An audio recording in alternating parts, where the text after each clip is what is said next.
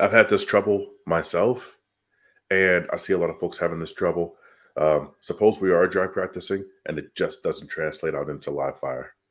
You know, I'm making times on the timer in dry practice, but when I go out there to the range and I try to get those same times, it doesn't translate over into the same accuracy.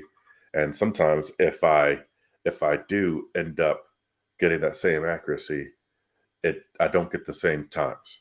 So what are we doing wrong here?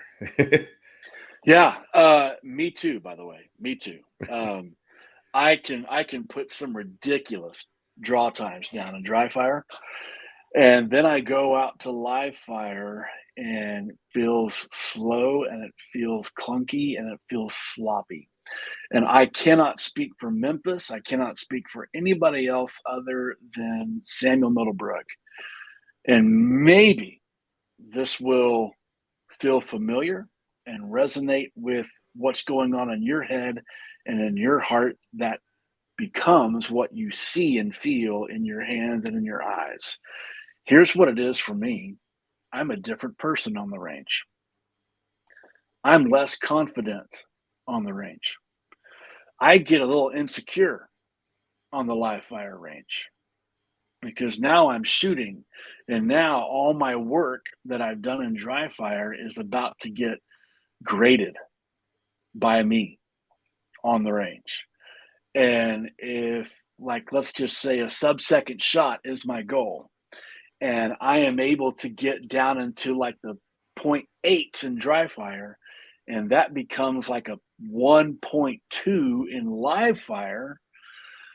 Um, man, did the gun change? Did the holster change?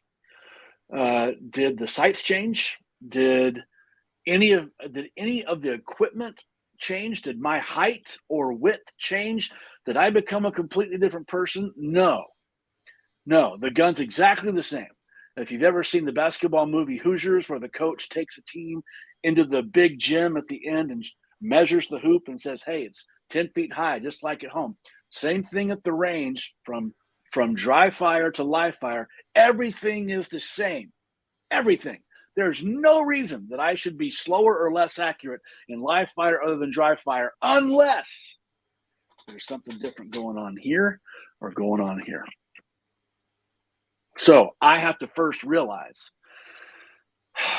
and this sucks to realize, but I have to realize that I might be the problem. I have to realize, man, I got something going on in my head or something going on in my heart that is changing what is happening in my hands or what I'm seeing in my eyes. And I've got to process what that is and why.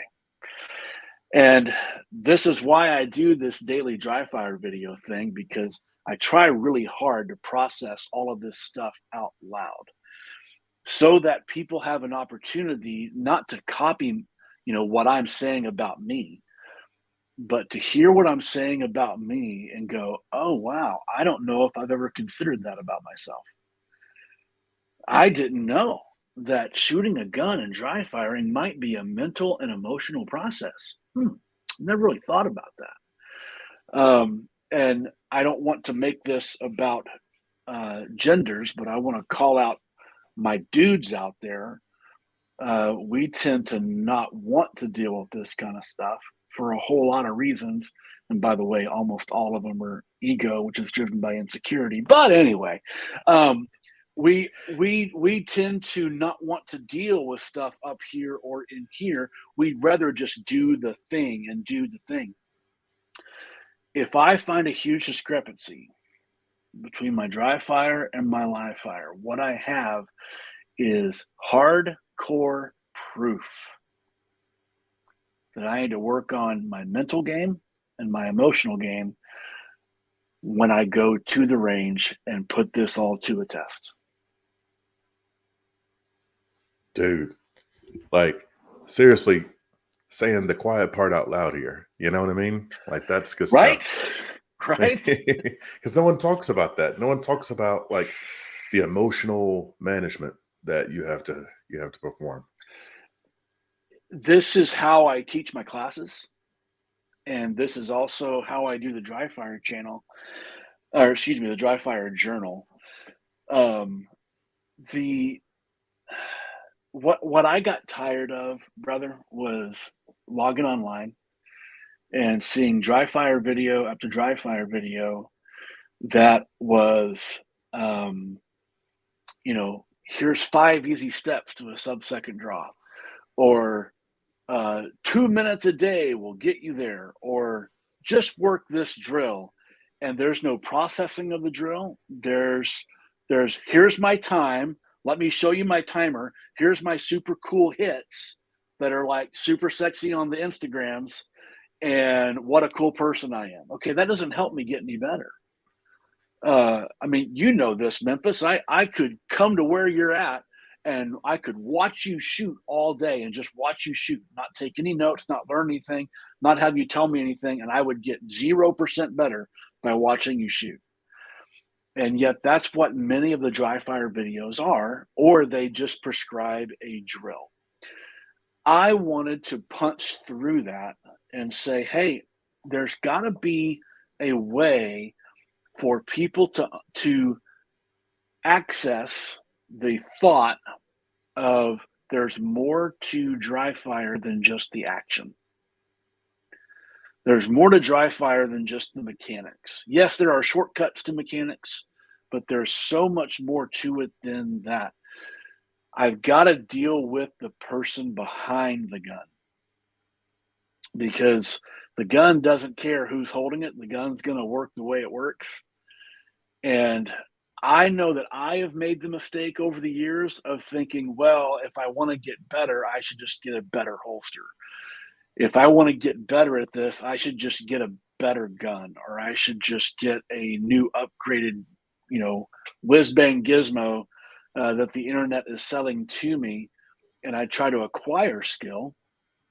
And the reason why so many people don't advance down the road and see the benefits that happen when you do advance down the road, because by the way, they're pretty cool. But the reason why they don't experience that is, I think, in a reflection of a lot of the material that gets put out there.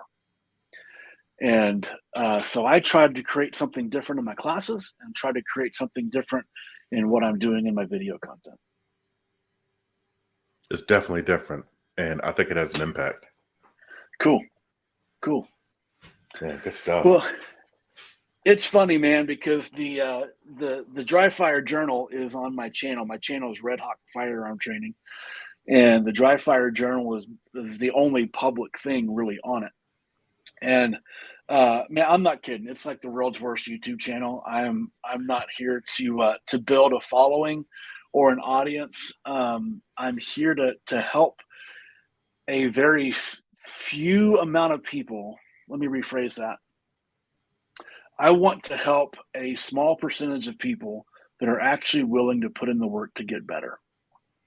And so I know that this is going to be a small crowd. I mean, at the time that you and I are recording this interview, I currently have more videos on my channel than followers of it. And so it is an acquired taste for some folks, but here's what I can tell you. If you want to be stretched in how you think about dry fire, and if you want to question the way that you have questioned yourself, and I said that phrase intentionally, if you want to question the way that you have questioned yourself in this process, man, come join me every morning. There's a new video every day at like 7 a.m. My time, which is Pacific. And they're usually between 4 and 6 minutes. And we will go through something. You never know what you're going to get, but we'll go through something that I honestly believe is going to help you deep dive beyond just the 5 minute a day, 20 reps a day that never really gets us anywhere. What we're doing on this video is a journey that, like we've been talking about, that explores the person behind the gun and helps me create a better story for myself that absolutely has helped me perform better as a shooter. Folks, I want to give a very special thank you to Top Gun Shooting Range here in Memphis, Tennessee. This is where I teach personally. You can shoot our fully automatic machine guns in a safe and controlled environment. We also have a barbecue restaurant right here in the building. Ferguson's Barbecue has 4.7 stars on Google reviews, and also is the only public range in the Mid-South that allows you to draw from the holster. And personally, I believe that that's the best way for you to practice for handgun self-defense.